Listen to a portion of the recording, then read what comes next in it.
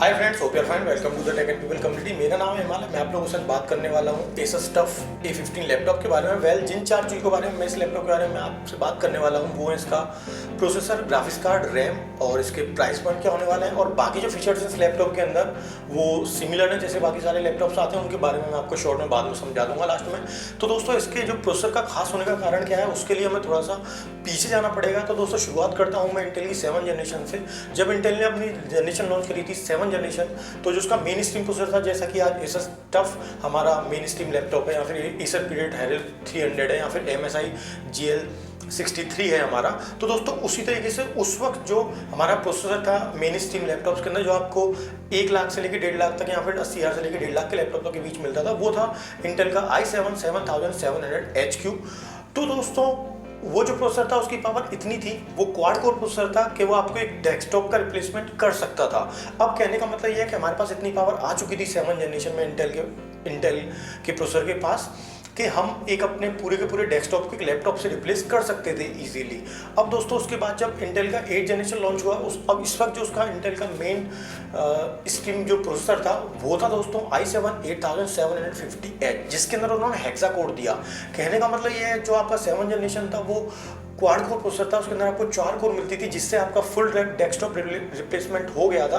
अब हम आगे हेक्सा कोर पे। कहने का मतलब ये है, जो आपके डेस्कटॉप की पावर है उससे आपको और 30% एक्स्ट्रा पावर आपके पास आ चुकी है। तो कहने का मतलब ये मोर देन एनफ है आपके गेम्स खेलने के लिए, या फिर बहुत सारे जो लो एंड के वीडियो एडिटिंग या फिर आपके फ्यूजन वगैरह चलाने के काम होते हैं, या फिर 3D मॉडलिंग करने के काम होते हैं। अब दोस्तों, जो AMD का जो प्रोसेसर लॉन्च हुआ है 3rd जनरेशन का Ryzen 7 4800H, इसके जो बेंचमार्क्स है दोस्तों, वो इंटेल के 10 जनरेशन का जो i7 है, जो मेन स्ट्रीम का प्रोसेसर है, जो इस बार लैपटॉप में यूज होने वाला है, उससे भी लगभग 40% ज़्यादा है, जिस वजह से इसका प्रोसेसर बहुत ही ज़्यादा खास बन जाता है। और उसकी सबसे बड़ी वजह यह है कि इंटेल अपने 10 जनरेशन तक हेक्सा कोर ही यूज़ कर रही है प्रोसेसर के अंदर, मतलब 6 ही कोर दे रही है, और वहाँ पे जो AMD है वो हमें 8 कोर दे रही है। लेकिन इस बार AMD का नाम इतना ज़्यादा इसलिए आ रहा है क्योंकि इसकी जो आर्किटेक्चर टेक्नोलॉजी है वो 7 नैनोमीटर की, और वहीं जो आपका इंटेल है वो 12++ नैनोमीटर पे काम कर रहा है, जिसकी वजह से जो इसका पर कोर जो परफॉर्मेंस है AMD की, वो इंटेल की पर कोर परफॉर्मेंस से ज़्यादा है। और जब सारी कोर का हम सम अप करेंगे तो वो इंटेल की 6 कोर से बहुत ज़्यादा हो जाता है। जैसा कि आप बेंचमार्क आपको मैंने शुरू में रन करके दिखाया है, उसके अलावा मैंने दूसरा बेंचमार्क भी आपको दे रखा है, और जो ग्राफ है कोर्स का वो भी मैंने आपको दे रखा है। तो उस तरीके से आप समझ सकते हैं जो ये प्रोसेसर है, अगर आप इंटेल इस वक्त चूज़ करते हो तो दोस्तों ये आपके लिए बहुत ही ज़्यादा लो प्रोडक्टिव साबित हो सकता है। अब दोस्तों, एक और जो प्रोसेसर है जो AMD हमें इस लैपटॉप के साथ ऑफर करने वाली है, वो है दोस्तों AMD का Ryzen 5 4600H, जिसके अंदर आपको 6 कोर मिलेंगे और 12 थ्रेड मिलेंगे। तो कहने का मतलब ये है दोस्तों, उस R5 जो स्टार्टिंग में बना था i5 से कंप्लीट करने के लिए, लेकिन उसकी जो पावर है वो AMD ने इस वक्त बढ़ा के इतनी कर दी है कि जो उसका i7 प्रोसेसर आता है इंटेल का, वो उससे पीछे छोड़ देता है लगभग 10-15%, जैसा कि आप बेंचमार्क रिजल्ट में देख सकते हो। तो आप चाहो तो Ryzen 5 के लिए भी ऑप्ट कर सकते हो, क्योंकि उसके अंदर आपको जो परफॉर्मेंस मिलेगी लोगों i7 के बराबर मिलेगी। तो दोस्तों, इस तरीके से आप देख सकते हो मार्केट जो है पूरा चेंज हो रहा है। तो दोस्तों, अगर मैं बात करूँ सबसे बड़ी खास बात की इस प्रोसेसर की, वो ये है कि अब तक पिछले 10 सालों से Lenovo और डेल ने AMD का प्रोसेसर अपने लैपटॉप्स में यूज़ नहीं करा था। वहीं उन दोनों कंपनीज ने भी इस प्रोसेसर को, जो Ryzen हमारी 3rd जनरेशन आई है, इसके लिए हामी भर दी है कि डेल और Lenovo अपने लैपटॉप्स के अंदर AMD के प्रोसेसर को इस्तेमाल करेंगे जो Ryzen 3rd जनरेशन आई है। तो इस वजह से आप समझ सकते हो, क्योंकि ये दोनों जो कंपनीज हैं ये सिर्फ परफॉर्मेंस और अपने लैपटॉप की ड्यूरेबिलिटी प्लस बिल्ड क्वालिटी के लिए जानी जाती हैं। तो इसलिए ये कॉम्प्रोमाइज़ नहीं करते थे अपने लैपटॉप्स की कीमतों के साथ, या फिर लैपटॉप्स के साथ बिल्कुल भी। एक और बात है, खास बात जो AMD प्रोसेसर की इस बार ये है, वो है इसकी कैश मेमोरी। एक्चुअली में उन्होंने गेम कैश के नाम से इन्होंने जो इसकी कैश मेमोरी है वो लगभग दुगनी कर दी है, जिसकी वजह से दोस्तों जो हमें गेम खेलने में थोड़ा बहुत फ्रेम्स कम मिलते थे, या फिर कहने का मतलब ये है जो आपको डाटा चाहिए होता था बहुत जल्दी प्रोसेसर को फीड करने के लिए, वो कैश मेमोरी नहीं दे पाती, जिसकी वजह से उन्होंने दुगना कर दिया। उसका नाम जो है थोड़ा फैंसी टाइप का है, गेम कैश उसे AMD ने बोला है, बट उसकी वजह से जो स्वीट स्पॉट होता है एकदम परफॉर्मेंस का, वो हिट करा है AMD ने। और जो उसके बेंचमार्क्स हैं वो एकदम मोर देन एनफ को बहुत ही ज़्यादा पार कर जाते हैं, वो एकदम एक्सीलेंट की कैटेगरी में है। अब दोस्तों हम बात करते हैं इसके अगले टॉपिक की। इसका जो अगला टॉपिक है वो है दोस्तों इसकी रैम। दोस्तों जो इसकी रैम है, इसके अंदर जो आपको रैम मिलेगी वो DDR4 मिलेगी, बट उसकी जो अच्छी बात है वो ये है कि वो 3200 मेगाहर्ट्ज़ पे क्लॉक्ड है। और वहीं इंटेल अपने 10 जनरेशन के प्रोसेसर के साथ भी अभी भी जो रैम को सपोर्ट करता है वो 2999 मेगाहर्ट्ज़ है। कहने का मतलब ये है कि अभी भी 200 मेगाहर्ट्ज़ वो AMD से अभी भी पीछे है, इतना सब कुछ होने के बावजूद। अब दोस्तों अगर आप इंटेल ही आपको पसंद है तो आप इंटेल की तरफ जा सकते हो, लेकिन आपको उसके लिए लगभग एक जनरेशन रुकना पड़ेगा जब तक इंटेल अपनी 11 जनरेशन लॉन्च करता है। अब हम थोड़ा सा पीछे हैं दोस्तों रैम की कहानी में। तो दोस्तों रैम जो पहले आती थी DDR4 जो बहुत ही फेमस रही है वो थी DDR4 2066 मेगाहर्ट्ज़। और दोस्तों जो उसका अगला वर्जन आया था जो इतना ज़्यादा फेमस नहीं हो पाया वो था 2999 मेगाहर्ट्ज़। अब दोस्तों AMD का रैम का क्लॉक साइकिल बढ़ाने के पीछे जो कारण है, सपोर्ट करने के पीछे, वो ये है कि जो प्रोसेसर हमारे हेक्सा कोड हो चुके थे उनके अंदर बोटल नेकिंग की प्रॉब्लम आ रही थी। अब दोस्तों बोटल नेकिंग की प्रॉब्लम ये होती है कि फॉर एग्जांपल अगर आपका प्रोसेसर को ज़्यादा डाटा चाहिए होता है फीड करने के लिए, लेकिन जो उसे डाटा दे रही है, आपकी जो रैम दे रही है, अगर उसकी स्पीड कम होगी तो वो इतना ज़्यादा डाटा नहीं दे पाएगी प्रोसेसर को प्रोसेस करने के लिए, जिसकी वजह से जो प्रोसेसर का आउटपुट है वो अपने हाईएस्ट तक नहीं जा पाएगा। तो दोस्तों इस प्रोसेस को हम बोटल नेकिंग प्रोसेस बोलते हैं। ये कहने का मतलब ये है कि जो भी आपकी चेन चल रही है उसके अंदर जो भी आपका स्टेप सबसे स्लो होगा तो वो जो चेन है पूरी की पूरी वो सारी की सारी आपकी स्लो हो जाएगी। अब दोस्तों जब ये सारी चीज़ें मिलती हैं, फॉर एग्जांपल प्रोसेसर आपका ऑक्टा कोर हो गया, इसके अंदर आपको लिथोग्राफी जो मिलती है, जो उसका आर्किटेक्चर है वो 7 नैनोमीटर पर बेस्ड है। वहीं आपको जो कैश मेमोरी मिलती है वो आपकी डबल हो चुकी है, और प्लस आपको जो रैम मिलती है, जो सबसे एसेंशियल कंपोनेंट्स हैं आपके एक कंप्यूटर बनाने के लिए, वो सारे के सारे आपके बढ़ के एकदम हाईएस्ट पोजीशन पहुंच चुके हैं। अब दोस्तों हम रैम की बात करें तो वो जंप हुए सीधा 2666 मेगाहर्ट्ज़ से 3200 मेगाहर्ट्ज़ पे, तो जिसकी वजह से ये एक लीथल कॉम्बिनेशन बन जाता है परफॉर्मेंस के मामले में। और दोस्तों जैसा कि आप चार्ट्स में देख चुके हैं, जो इसकी परफॉर्मेंस है वो i7 से लगभग तो नहीं है। ये प्रोसेसर जो आपके i9 आते हैं प्रोसेसर, जो लगभग आपको 2,20,000 या फिर 2,30,000 रुपये में जाके मिलता है किसी भी लैपटॉप के अंदर आपको i9 प्रोसेसर, उसको ये पीछे छोड़ देता है। अब दोस्तों जब इसकी परफॉर्मेंस इतनी ज़्यादा हो चुकी है AMD की, तो जाहिर सी बात है AMD को भी ये बात पता पड़ चुकी है। अब आपके जो प्राइसेस हैं वो हल्के से ज़्यादा होने वाले हैं। फॉर एग्जांपल अगर लैपटॉप आपका पहले 75,000 का लॉन्च होने वाला था तो अब 81,000 का या फिर 82,000 का आपके पास वो आ पाएगा। अब दोस्तों प्राइसिंग की बात हम बाद में करेंगे, अभी हम चलते हैं इसके तीसरे टॉपिक की तरफ।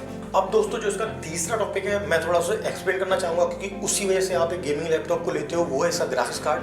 तो दोस्तों जो पॉपुलर ग्राफिक्स कार्ड थे एनवीडिया के, जो बहुत ही ज़्यादा, जिसे हर एक गेमर ने पूरी दुनिया में प्रेज करा था और उन्होंने किसी भी शायद आदमी ने उनकी बुराई नहीं करी थी, वो थे 10 सीरीज़ के ग्राफिक्स कार्ड। क्योंकि दोस्तों जो ग्राफिक्स कार्ड थे 10 सीरीज़ के, जो एनवीडिया ने पास्कल सीरीज़ पर लॉन्च करे थे, वो बहुत ही बेहतरीन थे। उनकी जो परफॉर्मेंस थी लैपटॉप के अंदर भी, जो उनकी मैक्स क्यू डिज़ाइन थी जिसकी वजह से वो थिन हो गए थे, वो मैक्स क्यू जनरेशन की वजह से आप एक जो डेस्कटॉप परफॉर्मेंस देता है उतनी परफॉर्मेंस आप इक्वली एक लैपटॉप में दे सकते थे। तो दोस्तों इसके अंदर जो ग्राफिक्स कार्ड के आपको ऑप्शन मिलेंगे लैपटॉप के अंदर, वो होगा पहला जो ग्राफिक्स कार्ड है वो होगा 1650। अब दोस्तों जो 1650 है वो आपको सारे के सारे गेम्स को जो पूरी दुनिया में अब तक लॉन्च हुए हैं उनको वो मीडियम से सेटिंग्स में 1080p पे आपको 100+ फ्रेम रेट पे खिला सकता है, जो कि एक बहुत ही बटर स्मूथ फ्रेम रेट है गेम खेलने का। और वहीं दोस्तों हम बात करें वो हाई पे, आपको पूरी दुनिया में जितने भी गेम्स अब तक लॉन्च हुए हैं उनको वो 60+ FPS पे खिला देगा, क्योंकि इसके अंदर जो कोड्स की संख्या है वो लगभग हमारी 1280 है, जितनी कि आपको 1060 के अंदर मिलती थी। अब दोस्तों ये 16 सीरीज़ के ग्राफिक्स कार्ड है। 16 सीरीज़ ग्राफिक्स कार्ड एनवीडिया ने लॉन्च करे थे, उसके 20 सीरीज़ लॉन्च होने के बाद ये पहली बार हुआ है 8-9 सालों में जब एनवीडिया ने कोई और सीरीज़ लॉन्च होने के बाद एक और सीरीज़ लॉन्च कर दी 2 सीरीज़ के बीच में। वो दोस्तों इस वजह से हुआ क्योंकि 2060 जो ग्राफिक्स कार्ड थे उनके अंदर रे ट्रेसिंग को एनवीडिया ने बहुत ज़्यादा प्रेस करा था, लेकिन उसे कंज्यूमर ने प्रेस नहीं करा, क्योंकि उसके जो गेम्स हैं बेस्ड, अब तक वो सिर्फ 15-20 गेम्स हैं RTX टेक्नोलॉजी पे बेस्ड जो गेम्स हैं। मोस्टली इसका जो काम होता है वो दोस्तों आपका रियल वर्ल्ड एप्लीकेशन में, मॉडलिंग में, या फिर आपका मूवीज़ के अंदर होता है। गेमिंग की दुनिया में इतना रे ट्रेसिंग का यूज़ नहीं है, इस वजह से लोगों ने या फिर गेमर्स की दुनिया में गेमर्स ने ज़्यादा पसंद नहीं करा था। और वहीं जो उसका दूसरा कार्ड है वो आता है 1660। दोस्तों जो 1660 की हमारी परफॉर्मेंस है वो हमारी 1070 के बराबर है। और दोस्तों जिसके अंदर आपको क्यूरा कोड्स मिलती हैं वो लगभग 2000 है। 2000 क्यूरा कोड दोस्तों हमारी हाई एंड जो गेमिंग लैपटॉप्स आते थे, आप ग्राफिक्स कार्ड आते थे हाई एंड, उनके अंदर कोर्स होती थी इतनी। तो दोस्तों हाई एंड कहने का मतलब है 1070, और 1070 कहने का सीधा मतलब है कि आप कोई भी गेम 4K में 60+ FPS पे बहुत ईजीली खेल सकते हो। और वहीं दोस्तों तीसरा जो ऑप्शन इसका अंदर आपको मिलेगा वो मिलेगा 2060 का। अब दोस्तों जो 2060 की जो परफॉर्मेंस है वो ऑन द पार है। हो सकता है इंडिया में 2060 जो वर्जन हो इसका वो लॉन्च हो या ना हो, लेकिन उसकी जो कीमत है वो लगभग आपको 95 से लेकर 1,05,000 रुपये के बीच में मिलने वाली है। बाकी प्राइसिंग मैं आपको एक एक करके समझा दूंगा जो कि अमेरिका में इस वक्त चल रही है। अब दोस्तों चलते हैं हम इस लैपटॉप की एक नई खास बात की तरफ, जो है इसकी बैटरी। दोस्तों इसकी जो बैटरी है वो दो साइज में अवेलेबल है, 48 वाट आवर और 90+ वाट आवर। अब दोस्तों जो 48 वाट आवर की बैटरी है उसके अंदर आप 2 स्टोरेज डिवाइसेस प्लस एक हार्ड डिस्क ड्राइव लगा सकते हो लैपटॉप के अंदर। और दोस्तों वहीं हम अगले बैटरी ऑप्शन की बात करें तो वो 90+ वाट आवर की बैटरी है। वो दोस्तों उन लोगों के लिए जो ऑफिस आवर्स में लैपटॉप को यूज़ करना चाहते हैं। अब दोस्तों आपसे पहले लगभग 1-2 महीने से पहले जब से Asus ने अपने ये 2 लैपटॉप लॉन्च करे हैं, A15 और Asus Zephyrus Z15, जब से थोड़ा गेमिंग के लैपटॉप के साथ जो बैटरी का जो रिश्ता है वो बदल गया है। क्योंकि दोस्तों जो AMD के नए प्रोसेसर ये जो आए हैं ये बैटरी फ्रेंडली है। कहने का मतलब है अगर आप बैटरी पे लैपटॉप को चलाते हो तो ये जो कंजम्पशन है बैटरी का वो बहुत ही ज़्यादा कम कर देते हैं, जिसकी वजह से आपका जो लैपटॉप है, जो प्रोसेसर है लैपटॉप के अंदर लगा हुआ वो पावर हंग्री नहीं रहता लगातार।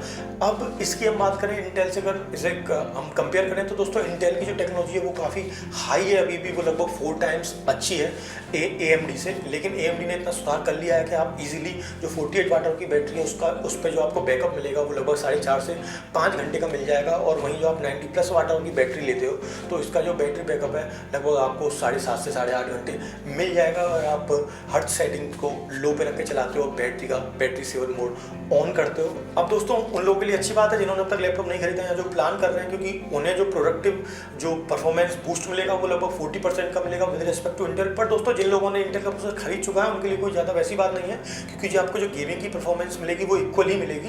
क्योंकि गेमिंग की परफॉर्मेंस में ज़्यादा कुछ बदलाव नहीं होने वाला है। बट इतना ही है कि आपको उसी कीमत में आप 13 से लेकर 30 फ्रेम तक ज़्यादा मिल सकते हैं गेम खेलते वक्त, अगर आपको ये AMD के आप इन सीरीज़ को लेते हो। तो दोस्तों Asus TUF A15 जो लैपटॉप है, जो आप अमेरिका में जिसकी सिर्फ कीमत $999 से, कहने का मतलब लगभग 75,000 के आसपास है, उसके अंदर आपको R7 4800H मिलेगा जो कि ऑक्टा कोर प्रोसेसर है 16 थ्रेड के साथ। तो कहने का मतलब ये आप इसके अंदर 8 प्रोसेसर तो बहुत इजीली चला सकते हो, और जो मिड एंड की वीडियो एडिटिंग या फिर रेंडरिंग होती है वो भी बहुत ईजिली हो जाएगी। और ये 4K को लो कैटेगरी में सपोर्ट बहुत इजीली करेगा। वहीं हम बात करें तो इस लैपटॉप के अंदर साथ में आपको 16 GB रैम मिलेगी और GTX 1660 टाइटन मिलेगा, प्लस 512 GB SSD है।